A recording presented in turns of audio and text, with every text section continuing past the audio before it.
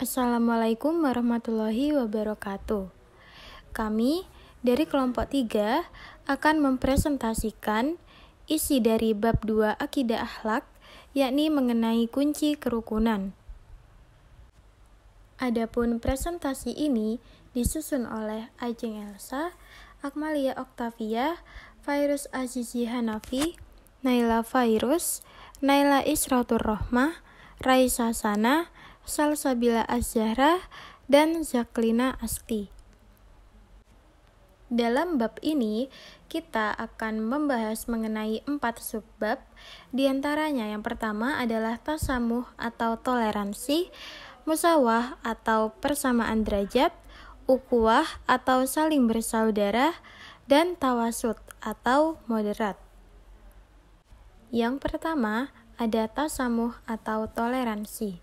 Tasamuh dalam agama Islam ialah sikap yang mengarahkan pada keterbukaan dan menghargai perbedaan. Perbedaan merupakan fitrah yang sudah menjadi ketetapan Allah SWT. Konsep tasamuh yang ditawarkan Islam sangat rasional dan praktis serta tidak berlibat-libat, yaitu dengan mengenali, menghargai, dan terbuka dengan perbedaan. Namun, keyakinan umat Islam kepada Allah tidak sama dengan keyakinan para penganut agama Islam. Begitu pula dengan ritualnya. Sudah terbukti bahwa tasamuh merupakan salah satu ajaran Islam adalah Allah melarang menganutnya mencela Tuhan-Tuhan dalam agama manapun. Tanpa larangan tersebut, manusia akan saling memperolok jika berbeda keyakinan.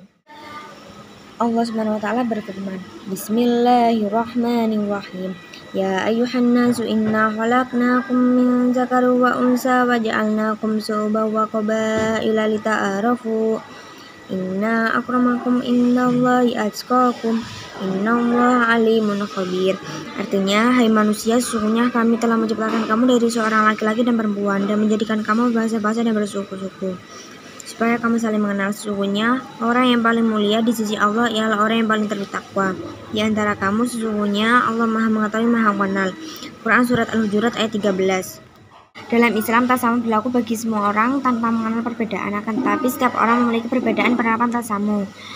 Menurut Syekh Yusuf Qaradawi menjelaskan ada 4 faktor yang mendorong sikap tasamuh, yaitu yang pertama, keyakinan bahwa manusia itu makhluk mulia.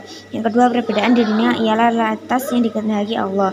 Yang ketiga, Allah Maha membuat perhitungan, jadi tiada kuasa mutlak manusia untuk mengadili kekafiran atau kesehatan seseorang. Yang keempat, keyakinan akan perintah Allah untuk berbuat adil dan mengajak kepada budi pekerti mulia. Kata musawah berasal dari kata dasar sawa, berarti meratakan atau menyamaratakan. Kata musawah ini secara bahasa berarti kesamaan atau ekualitas. Sedangkan secara istilah, musawah adalah sikap terpuji di mana memandang bahwa setiap manusia memiliki harkat dan martabat yang sama. Kemudian, musawah dalam Islam menurut Muhammad Ali Al-Hashimi dalam Manhaj Al-Islam fi Al-Adalah wal Al-Musawah dalam beberapa hal berkaitan dengan prinsip musawah dalam ajaran Islam itu sendiri, yaitu yang pertama adalah persamaan, di mana persamaan itu adalah buah dari keadilan dalam Islam. Yang kedua, memiliki tanggung jawab yang sama, karena setiap manusia memiliki derajat yang sama dan tidak ada pengistimewaan tertentu pada seseorang terhadap orang lain. Yang ketiga, memelihara hak-hak non-muslim, seperti memahami perbedaan keyakinan dan ritual-ritual agama. Yang keempat, persamaan derajat antara laki-laki dan perempuan, di mana dalam hal ini keduanya mempunyai hak dan kewajiban yang sama dalam Islam, seperti dalam kewajiban-kewajiban agama, hak pribadi, martabat manusia, hak-hak sipil, dan kekayaan.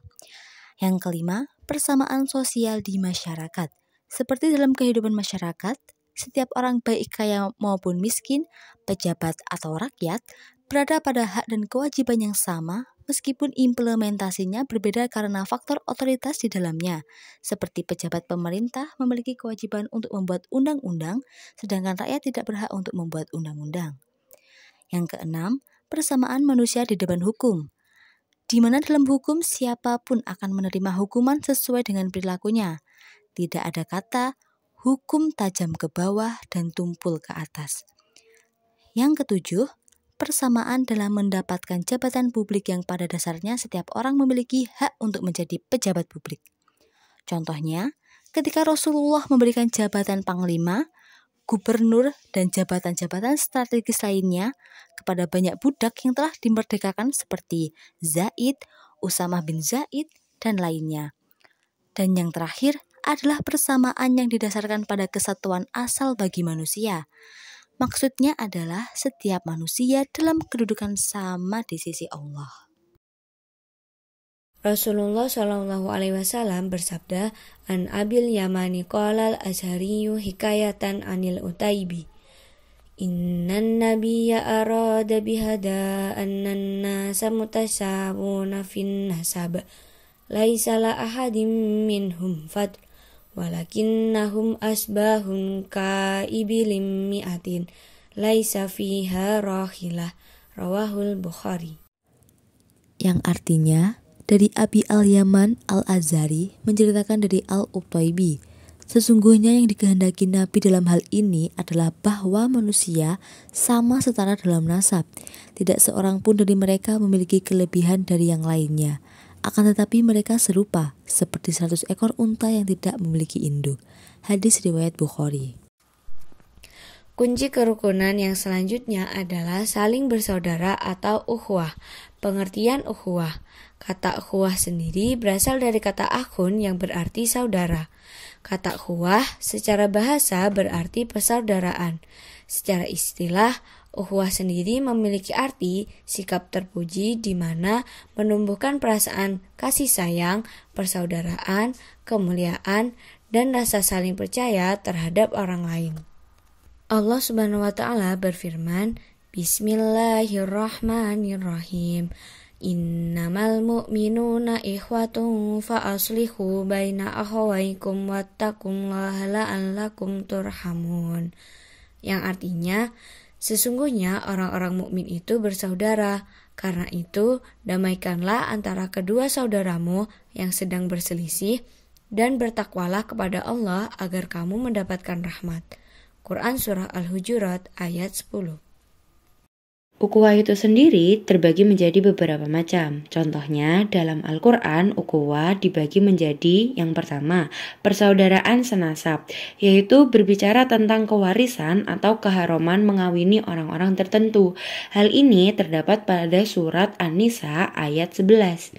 Yang kedua, persaudaraan sekeluarga, yaitu persaudaraan yang dijalin oleh ikatan keluarga seperti doa Nabi Musa alaihi salam. Hal ini terdapat pada Quran Surat Toha ayat 29-30. Yang ketiga, persaudaraan sebangsa walau tidak seagama. Hal ini juga terdapat pada Quran Surat Al-A'raf ayat 65. Yang keempat, persaudaraan semasyarakat walaupun berselisih paham. Terdapat pada Quran Surat Shad ayat 23. Yang kelima, persaudaraan seagama.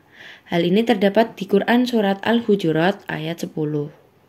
Keenam, persaudaraan kemanusiaan. Al-Quran menyatakan bahwa sesama manusia diciptakan oleh Allah dari Adam dan Hawa. Hal ini terletak pada Quran Surat ayat 13. Yang ketujuh, persaudaraan semakhluk dan sehamba kepada Allah. Terdapat pada Quran Surat Al-An'am ayat 38. Secara ringkas, persaudaraan menurut Quraisy Shihab bukan hanya dilihat dari keturunan, akan tetapi juga kesamaan suku, bangsa, agama, dan tanah air, agar terciptanya keharmonisan hubungan manusia. Sehingga dari situ beliau membagi ukhuwah menjadi 4 macam. Yang pertama, ukhuwah fi al-ubudiyah atau persaudaraan kemakhlukan dan ketundukan kepada Allah. Yang kedua, ukhuwah fi al-insaniyah, yaitu persaudaraan dari seluruh manusia karena berasal dari satu ayah dan ibu, yaitu Adam dan Hawa. Yang ketiga, ukhuwah fi an-nasab wa al-wataniyah, yaitu persaudaraan yang dijalin karena kesamaan dalam keturunan dan kebangsaan. Yang terakhir yaitu ukhuwah fi ad-din al-islamiyah, yaitu persaudaraan yang dijalin karena persamaan agama Islam. Ukhuwah itu sendiri haruslah diorientasikan kepada 8 prinsip pokok, yaitu yang pertama, akidah yang disimpulkan dalam kalimat syahadat. Yang kedua, toleransi dalam perbedaan. Ketiga, saling tolong-menolong. Keempat, sikap seimbang di semua bidang. Kelima, bersikap sederhana dan tidak memihak. Keenam, integritas dan konsolidasi di semua bidang. Ketujuh, memandang Islam sebagai rahmat seluruh alam. Dan yang terakhir adalah membentuk masyarakat yang madani. Pengertian tawasud. Tawasud ialah sikap moderat, di mana berkecenderungan tengah-tengah, berada di tengah sikap yang ekstrim atau radikal, dan sikap liberal atau kebebasan mutlak. Tawasud dalam Islam. Islam menyatakan bahwa umat Islam merupakan umat yang tengah-tengah. Sabda Rasulullah, khairul umuri awsatuha. Sebaik-baik persoalan adalah sikap moderat. Dan dalam riwayat lain, Rasulullah bersabda, wa khairul a'mali awsatuha wa dinullah bainal qasi wal ghali. Dan sebaik-baik amal perbuatan adalah yang pertengahan. Dan agama Allah itu berada di antara yang beku atau konstan dan mendidih atau relatif. Dalilnya terdapat pada surat Al-Baqarah ayat 143. Wa kadzalika ja'alnakum ummatan wasatan litakunu syuhada'a 'alan nasi wa yakuna ar-rasulu 'alaikum syahida. Yang artinya, dan demikian pula kami telah menjadikan kamu, umat Islam, umat pertengahan, agar kamu menjadi saksi atas perbuatan manusia dan agar Rasulullah Muhammad menjadi saksi atas perbuatan kamu. Dalam Islam, tawasud terbagi menjadi 3 dimensi, yaitu dimensi akidah, dimensi akhlak, dan dimensi syariat. 1. Dimensi akidah. Islam adalah monoteisme, yakni paham yang mempercayai Tuhan yang Maha Esa, Allah. Dan dalam Islam, tidak ada keterpaksaan dan kebebasan mutlak. Yang kedua, dimensi akhlak. Islam menggunakan kacamata syariat dan hakikat. Tanpa hakikat, syariat adalah kepalsuan, dan tanpa syariat, hakikat merupakan omong kosong. Yang terakhir, dimensi syariat. Islam berorientasi pada terwujudnya kemaslahatan induktif dan kolektif secara bersama-sama.